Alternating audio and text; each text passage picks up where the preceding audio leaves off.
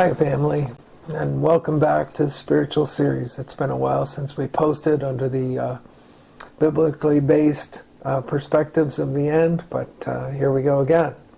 Where we left off last time was kind of explaining the two witnesses and the idea that Christ has conquered death itself and that we are going to be victorious by dying rather than by using the world's methods of killing.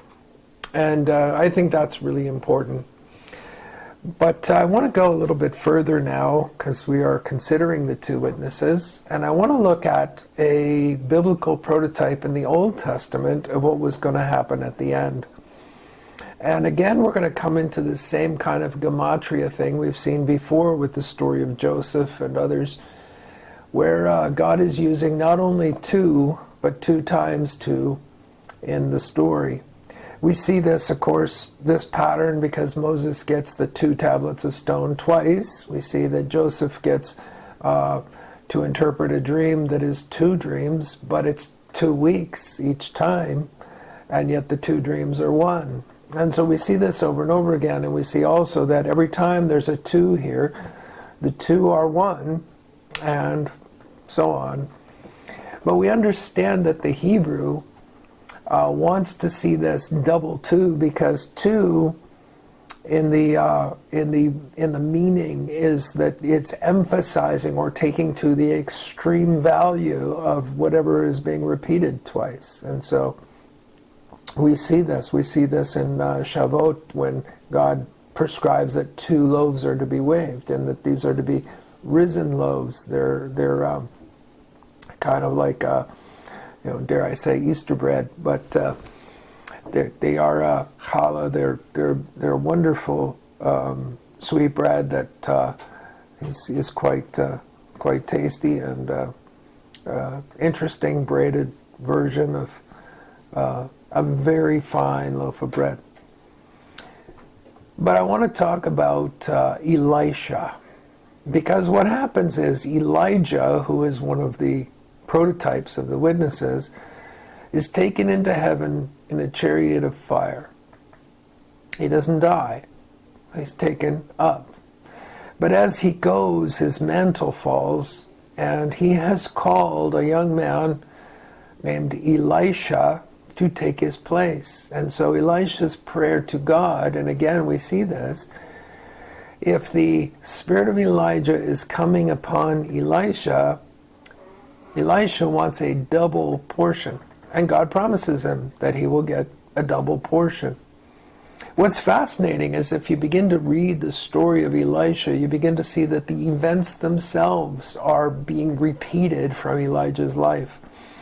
And one in particular that is kind of critical for the end is this, that the story is told first of Elijah, who has pronounces on a woman who cannot have a child that she will have a child, and lo and behold, she has one unexpectedly, and doesn't feel that that was a natural occurrence, but that God gave her something extreme, and then the child dies. There's something happens, some disease comes among the people.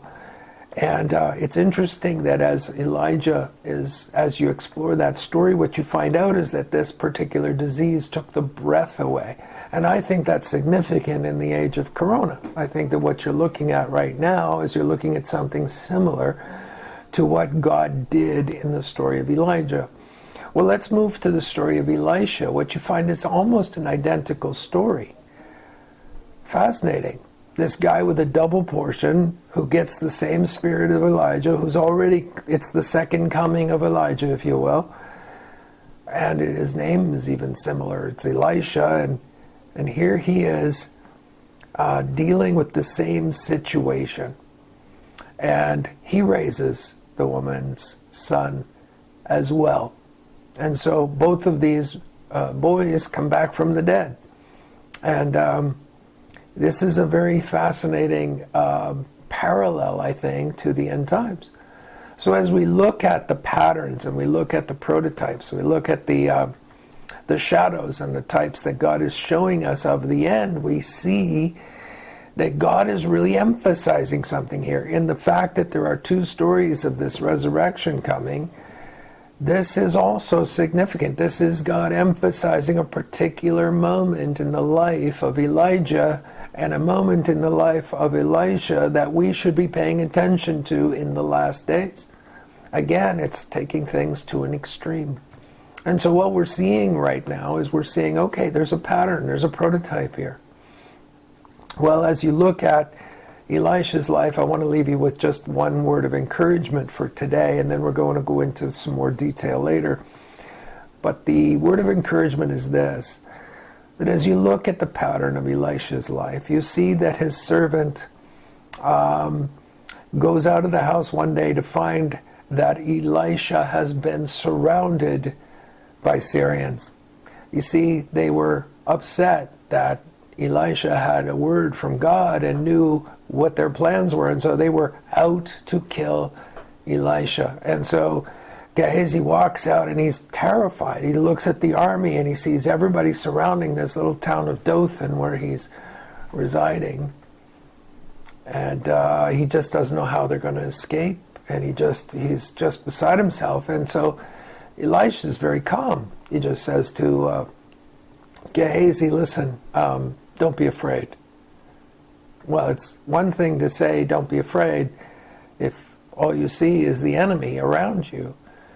But Elisha says something different. He says, there are more with us than with them. And then he says, Lord, open his eyes. And so nothing changed here except the perspective of the servant. And suddenly the servant saw all these horses and chariots of fire up on the mountain surrounding the army that was surrounding them. And suddenly it didn't seem so bad anymore, because it looked obvious that these spiritual warriors were going to fight for Elisha, and there was just no way that that little pathetic band of Syrians was going to be able to do any damage. And so just in the same spirit, and this is so interesting, that they didn't attack, they didn't do anything, but Elisha sort of stayed in control, and he just said, Lord, close their eyes. Let them be blinded.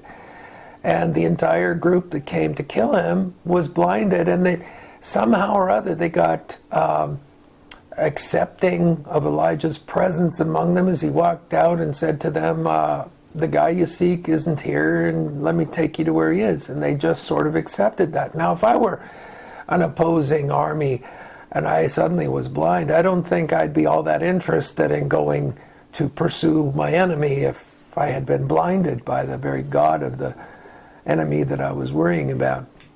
But they did. They went. And so Elisha took them by the hand and he led them into the capital city of Israel, into Samaria, where the king was there, and he had everybody surrounded. And so he said, okay, Lord, open their eyes now. So now when they open their eyes, they get to see a physical army that's around them. And so, of course, the king of Israel's really excited. Should I kill them? Should I kill them? And Elisha says, no. If you had captured these people in battle, you would not have killed them. So just feed them and send them home to their master. And so the mercy being extended from Elisha to those pathetic few that were coming against him, his enemies, his people who set out to destroy him. And he didn't take any retribution for that. He just sent them home. And they were unable to come back. They were unable to return. It says that there's no more bands that came from that king down to try to bother Elisha during that king's lifetime. And so they could come no more. Anyway, I love you. That's just a little story of what's in the template for what's to come and the way God wants us to respond to our enemies. But be assured that greater are they that are with us than those that are against us.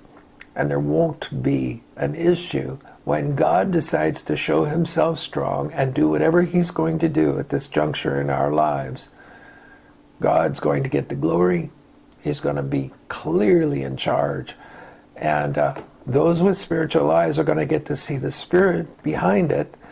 Those without may be blinded for a time. and yet we are to respond with mercy.